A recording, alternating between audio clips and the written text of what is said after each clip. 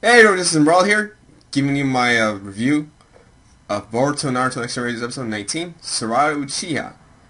And this is the first episode starting into the Sarada side story from the Naruto Gaiden manga.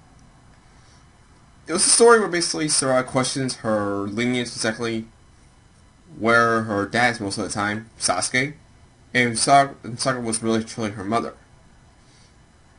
The episode here involved very closely to the first chapter of that series, where we see Sarada question her lineage after seeing so many of her friends, her classmates specifically, hang out with their dads, from Metal Lee and Rock Lee, Shikamaru and Shigeda, Sai and Inojin, and Chojo with Choji, and Boruto and Naruto for that one little moment they ever find. Before the whole relationship with the father, the episode did start out with a sequence of paints, symbolizing like red paint, going over the screen. Then it comes out with the Uchiha symbol, and seeing the fact that it came out the Uchiha symbol, the Uchiha crest. This is truly the beginning of the Sarada side story. For Shi and Chojo, well, essentially no spoilers here for those who didn't, but everyone who should have read the manga before the anime was even a thing, must have already saw that side story. So there's really no point in even saying the word spoiler since everyone mostly at this point read that manga. But seeing it fully come to the anime, it was both a bit of a good and a bad thing because mostly, well, on the bad side, because this is gonna like stretch out the anime much more longer. And since we already got a confirmation, we're gonna get a movie retelling after this arc. That the studio is gonna completely stretch out the series. But a good thing the fact we get to see Sasuke truly return to the series afterward. Sasuke truly returning. This is going to be mostly a Sarada heavily focused arc. And we're going to see returning characters mostly from the heavy turn to the Taka. Then dismantled Taka. And now. And, what I was going to say. Heaven versus Heavy then Taka. And then we're introduced to the main villain of the arc, which I completely forgot his name. Unless I don't think he had known. He didn't have. The main villain of the arc did not have a name. But we're going to see basically him. We're going to see that character and everyone else who was part of that arc way down the line. It's also nice the fact to see a nice little moments between Sarada and Sakura, where Sarada questions Sakura like, "Where is my dad? Who is my dad?" Like, she only knows him by face, or at least by like only knows about his dad. She knows that she has a dad, but she didn't like listen because she hasn't really met him because he was mostly never around, busy doing stuff outside the village, where he rarely comes to the village to hang out and stays.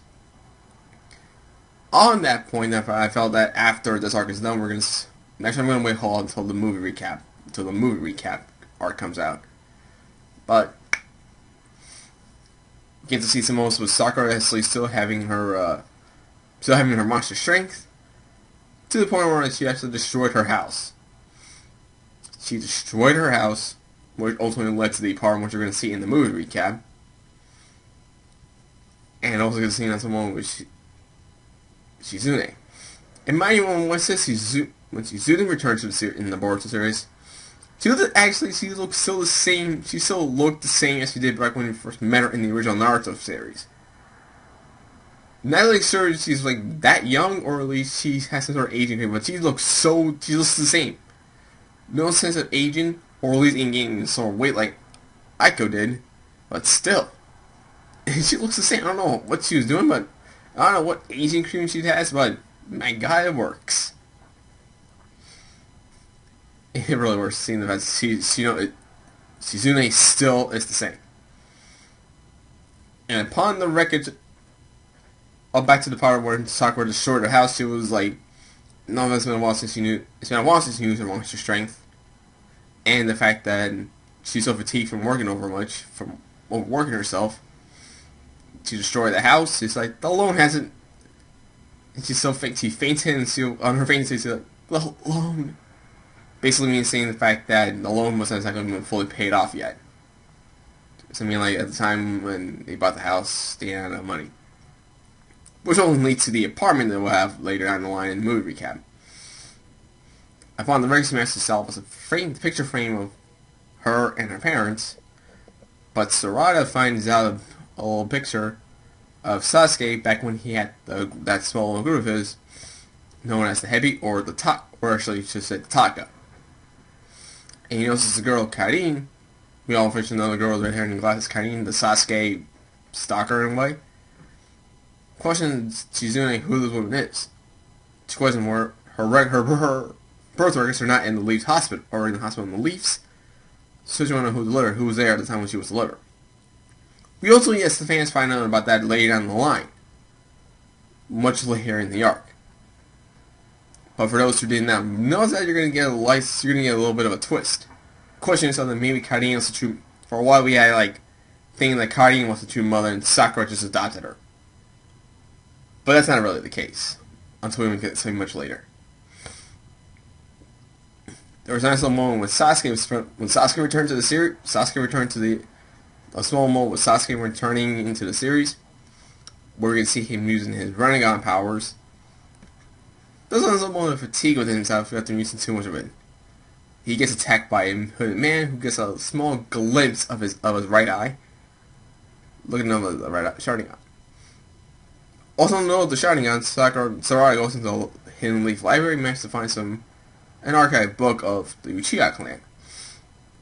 From what the Uchiha clan was as the clan, leading up to the ability of the most trademark of the Uchiha clans, the Sharingan, up to the history went up to the part where the Uchiha clan was the Uchiha lineage was completely wiped out, leading up with the current and his daughter. Asking for more information, but all that's restricted for obvious reasons. Where's the resolve on this? I'm going to go find him. So I'm going to go find my dad and ask him directly, leading up to this whole journey. And the next episode preview, we're going to see both Sarada and Shoujo go off on the journey, and Naruto's going to become part of it. And we're going to introduce this one character with the episode's title called Boy with the Sharingan. And did say in the preview speech that Naruto is going to come take you to see him. So we're going to see some intense moments here. There's going to be a focus. This is going to be that Sarada heavily focused arc, so it's a good thing because she really needs more death up to this point. So that's until next week. So until then, this episode was actually a good episode in my opinion. It had enough comedy. It had enough moments between Sarada and Sakura in the household. Mind you, there was a scene where they were currently eating dinner, but Sarada was still wearing her gloves. Mind you, you're cooking, mind you, you're eating, you should at least have your gloves off while you're indoors. Manners, Sarada.